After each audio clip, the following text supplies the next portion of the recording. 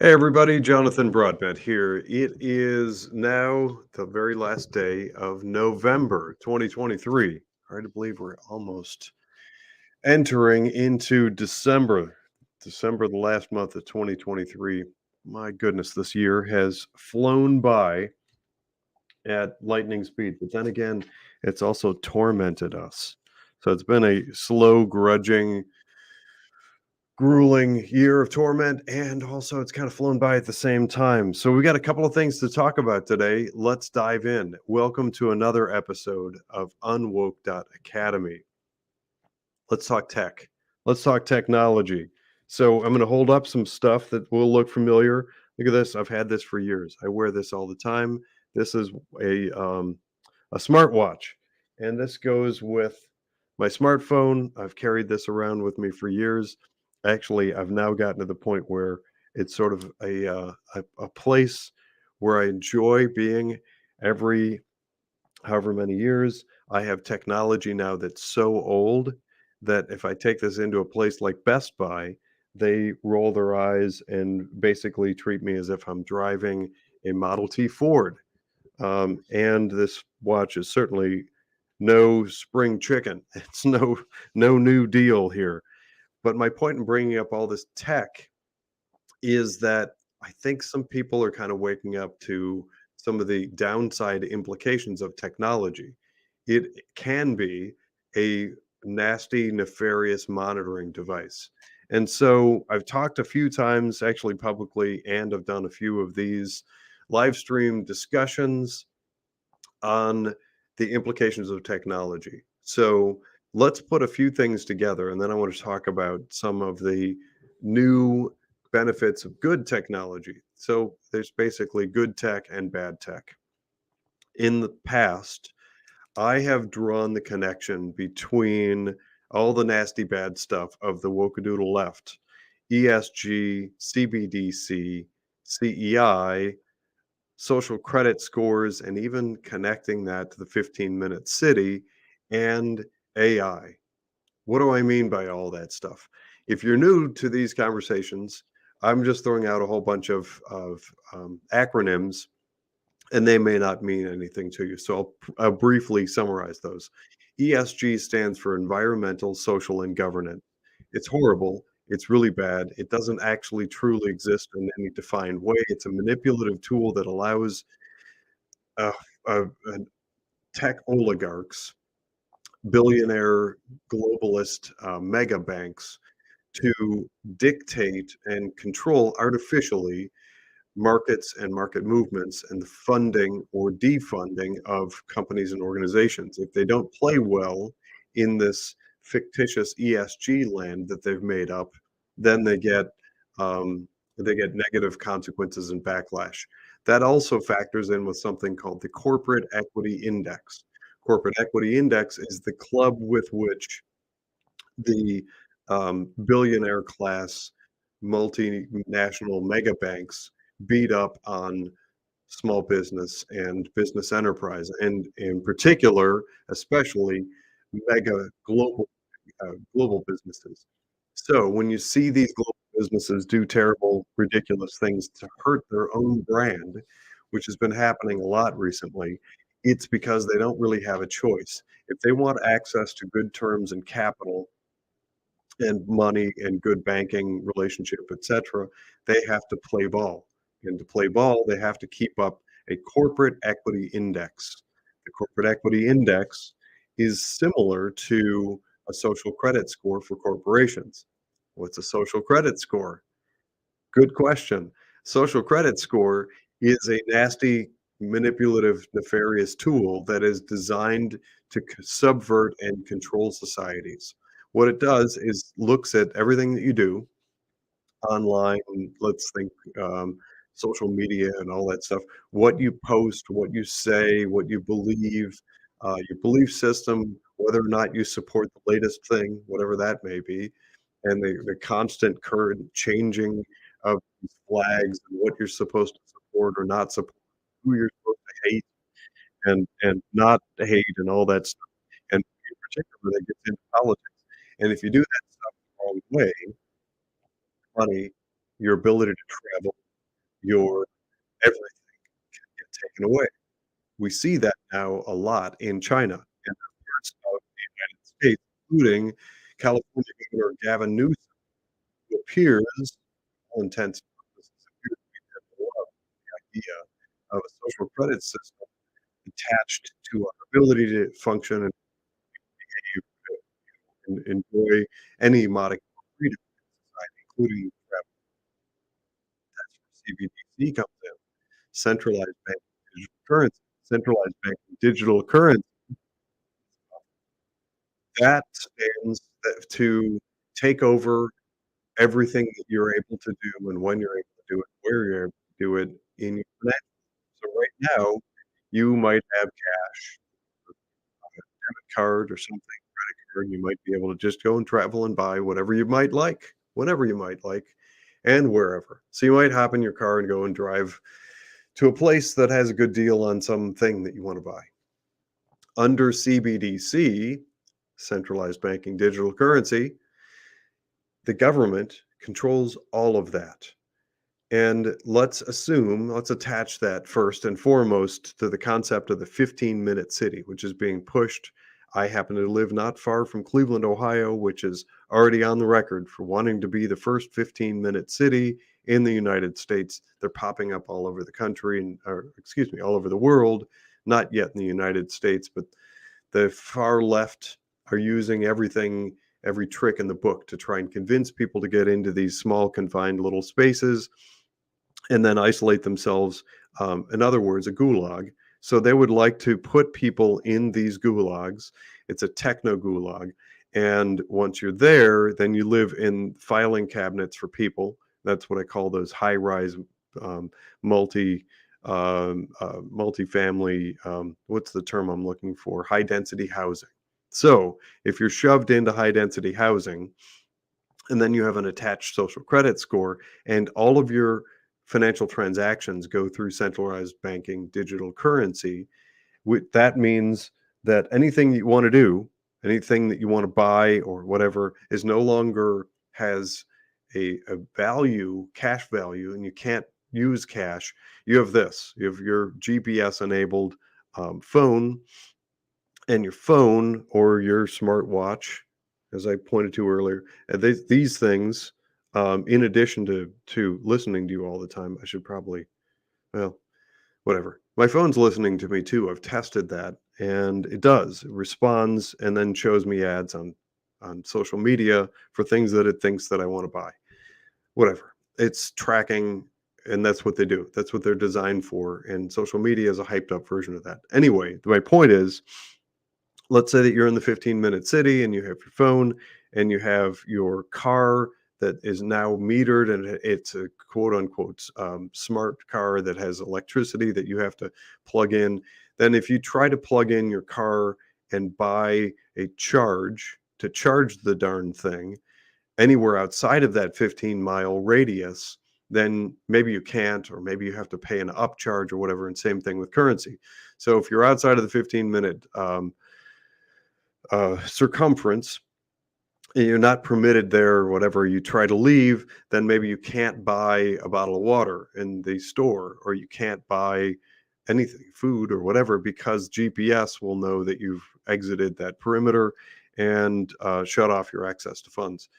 Connected to that also, if you misbehave online, you can be shut down. So let's say that you get online and you type something up, you post that you like some politician, or that you don't like some other politician, or you're upset about some sort of policy, or the atrocities against humans taking place elsewhere on the planet, and it's not politically correct for you to say that. Your money gets turned off. You may not be able to access it, or maybe you're just put in like jail, money jail. Remember Facebook jail? It's nonsense they do. In Twitter jail, they used to do all the time. And so now there can be money jail. Sorry, so and so, you're not allowed to have access to your money for a while because you did something that upset the state vis-a-vis Big Brother. Also, horrible as this is, there's an additional layer of badness to it, and that is that if you are on the dole for government funding of stuff. The governments love that. It's handouts for votes. And let's say that you sign up for $600 for this, and they're going to refund some rebate for that, and whatever. So they're supposed to give you money.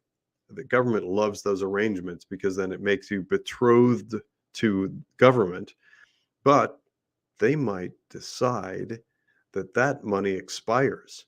You have only 30 days to use it, or you have 6 months. We're going to put this in your account. You're in the account. It's not yours anymore. It's the account. We're going to put this fake money in there, this digital fiat currency, but you only have a set amount of time to use it. All bad stuff. It's terrible. So you have social credit attached to nothing in fiction that's applied to corporations to force them to be horrible and bad and damage themselves. And then you have an equivalent social credit system that attaches to you personally, that follows you around and dictates and tries to manipulate and control you into doing things that Big Brother and government wants. Well, we don't have to look far or use vivid imagination to see what that leads to. It's in China right now. And in China, they actually have billboards. They're digital billboards that are put up, and people that violate the social credit system for anything, I don't know what they are, for anything, they just go against the state. Maybe they say something in support of Taiwan or Falun Gong or something. Then all of a sudden they have a negative score and they can't spend their money, can't buy things, and they're stuck and they can't travel. And then their picture goes up on a big billboard in China with their information so they can be publicly shamed. Hoorah, doesn't that sound like a fun life? So none of that is good. That is terrible tech terribleness. Add in one more piece, and that is intellectual property. That's been a big thing forever. So we've known since before the internet and before securities and the stock exchanges and all that stuff. There's intellectual. There's what's the term I'm looking for? There's corporate warfare, that there's corporate espionage. Companies love to spy on each other and figure out what they're doing so they can steal stuff. So if some company has a good idea, another company somewhere would love to bypass the expense of having a research and development and intellectual property team. And wouldn't it be great if they could just eavesdrop and steal that idea before the other company can develop it? Then they can just, for free, they get this new thing and then they can market it and all that stuff. Theft goes on all the time. Speaking of China, they are purportedly one of the worst culprits on earth for stealing intellectual property. They love for companies to go there for the cheap, effectively slave labor, but they have to give up certain intellectual property rights in order to be able to gain access to the labor pool in China. All horrible, all bad stuff. It perpetuates slavery, slave labor, and just the horrible working conditions in many, many places throughout Southeast Asia and Asia and other places. All bad stuff.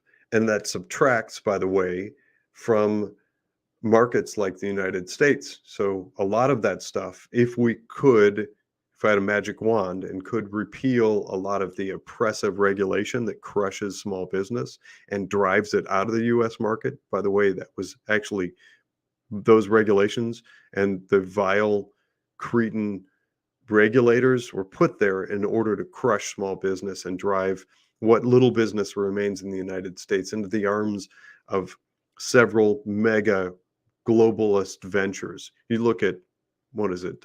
Disney. What is that? Disney owns like 900 companies, and it's all just basically a big communism pool. So we like to think of those as like some cute little private venture. Like, oh, isn't that great? There's a board of directors, and we go to this company or buy our food from this grocery chain or whatever, not realizing that we're getting closer and closer and closer to having like two companies, and they're they're owned by the same 6 families and everything goes through them. They would love that. People like me, I'm creating the stuff that fights back and creates opportunity for small business, local enterprise, etc. So, so that's the kind of the bad downside of technology in a nutshell. But don't be completely afraid of technology, because there are some things that some pretty savvy people are doing in order to carve out some protected, insulated, private space for we the people. One of them, and I've been talking about this for a long time, still inching our way through development and making sure all the I's are dotted. Or if you're one of those sort of nerdy types like me, it's not actually a dot, it's a tittle. All I's are titled and T's are crossed. We're working on things like a private membership association for funding vehicles for local small business enterprise. We've got all kinds of people working really hard on putting that together in a meaningful way. And that, by the way, bypasses the closing. It's happening like crazy all around us. And I predicted it. I knew it was happening. It's part of the lurch to the left, march toward global communism. Local community banks are closing. I'll save the pressure on local community police departments for another conversation, because they're also under attack. But here's the thing. There are parts of your financial life, of our financial lives, that has to interact with the existing structures and world, like 401k is an example. So in your 401k plan, a handful of companies, and there's been massive consolidation there as well. So a handful of companies do all the 401k stuff. That's my world. That's where I work. I have for decades. I've mentioned in the past, I'm what's known as an ERISA subject matter expert, which means I know a lot about 401k plans and things like them, how they work, the administration of them, all this stuff. If you're a techie nerd like me, I'm talking about the custodian, the sub-transfer agents, third-party administrators, the accountants, the managers, the portfolio construction managers, the overlay managers, if they exist, the creation of glide paths. It's all nerd speak. You don't have to remember any of that stuff. I'm a nerd for that stuff. But here's the thing. Those handful of companies that run trillions of dollars in our 401k plans, they love the idea of this labor pool in the United States, of us just being a feeder fund for all the woke-a-doodle, far left, lurch to the left companies and causes. So they set up these 401k plans, and I've been doing it for decades. I'm well aware of how this works. So they'll go in, this is my sort of representative mock clipboard. So they'll go in with this clipboard and say, okay, company, here's the 15 mutual funds that you should have in your 401k. And usually there's some manner of justification for that. But at the end of the day, if all of us in all of our 401k plans, in all of the mutual funds, are effectively then investing in the same gosh darn 50 companies, those companies then get massively overfunded. If you look at people, and it still sort of astounds me that you look at people who are like, oh, look at Apple. I don't even know what's Apple worth, $90 trillion or whatever. That's don't quote me on that. I'm being facetious. I bumped the camera. So if you look at those big companies, people are like, well, the share price is at, who knows, it's at $85,000 per share, and maybe it'll go to $86,000 per share, not realizing that the amount of growth that would be required in order to move that amount of money is just astronomical. It's virtually can't happen in real life.